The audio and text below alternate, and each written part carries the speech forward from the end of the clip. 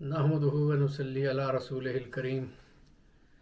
اما بعد فاعوذ باللہ من الشیطان الرجیم بسم اللہ الرحمن الرحیم ومما رزقناہم ينفقون صدق اللہ العظیم۔ اسلام دین فطرت ہے۔ ارکان اسلام پر غور کریں تو ایمان، نماز، زکوٰۃ، روزہ، حج، ان میں جہاں اللہ رب العزت کے ساتھ ایک تعلق کی استواری ہے اور حقوق اللہ کا خیال ہے، وہیں پر ارکان اسلام کے ذریعے سے حقوق العباد کی ادائیگی بھی ہوتی ہے، اور یہی اسلام کی جامعیت ہے۔ رجب المرجب کے مہینے میں جہاں بہت سے اہم تاریخی واقعات ہیں اور بہت سی عالی مرتبت شخصیتوں کا ذکر ہے اور حوالہ ہے، ان کی سیرت بیان ہوتی ہے، ان کی فضیلت کا تذکرہ ہوتا ہے، ان کی حیات و خدمات پر روشنی ڈالی جاتی ہے، وہیں ہماری روایت میں رجب المرجب کا ایک حوالہ ادائیگی زکوٰۃ کا حوالہ بھی ہے۔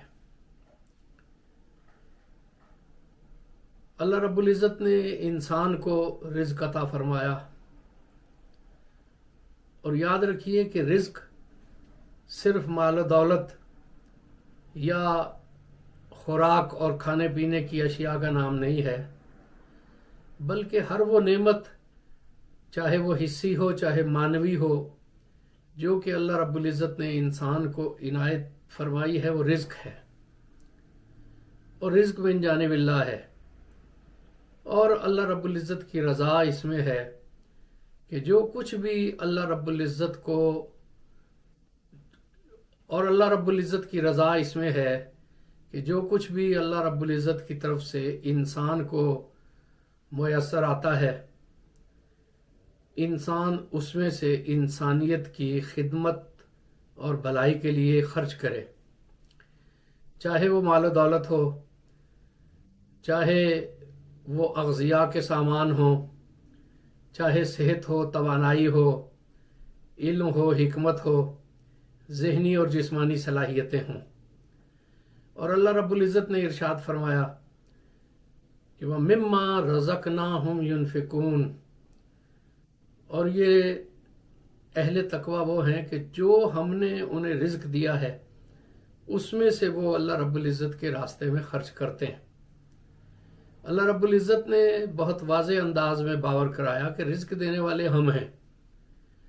تم لوگ جو اللہ رب العزت کے راستے میں دے رہے ہو تو اللہ کی عطا کردہ نعمتوں میں سے دے رہے ہو، لیکن اس کے باوجود بھی اللہ رب العزت اس پر اجر عطا فرماتے ہیں۔ جیسے جیسے حسن نیت میں اضافہ ہوتا ہے، اللہ رب العزت کی طرف سے اجر اور ثواب میں بھی اضافہ ہو جاتا ہے۔ زکوٰۃ، تزکیہ، یہ ہے ہی آلائشوں سے پاک صاف کرنے اور ہونے کا نام۔ باغ کو جب فالتو جار جھنکاڑ سے، گھاس پھوس سے اور ایسی بوٹیوں سے پاک کر دیا جاتا ہے کہ جو اس کی قوت نمو میں رکاوٹ بنتی ہیں، تو اس سے باغ کی توانائی بڑھ جاتی ہے۔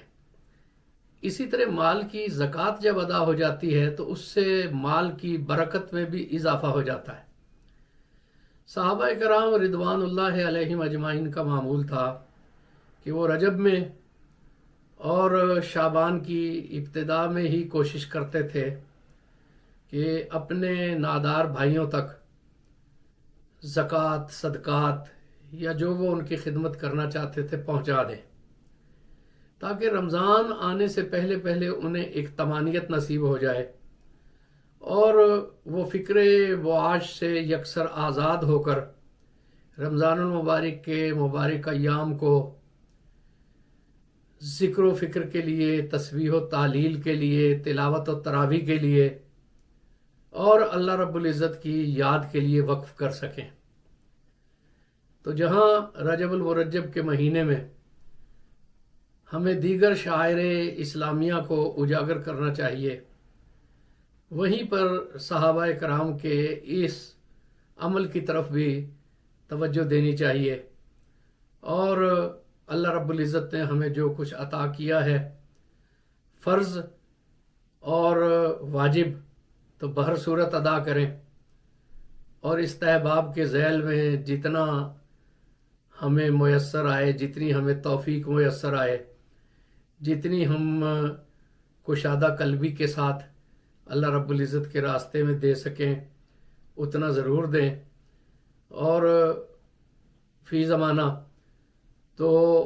معاشرے کے زیر دست لوگوں کا، مفلوق الحال لوگوں کا، اور ایسے سفید پوش لوگوں کا خیال رکھنا بہت ضروری ہے کہ جو کسی کے سامنے دست سوال دراز نہیں کرتے۔ اللہ رب العزت ہمیں توفیق عطا فرمائے کہ ہم اس عمل کی بھی پاسداری کریں۔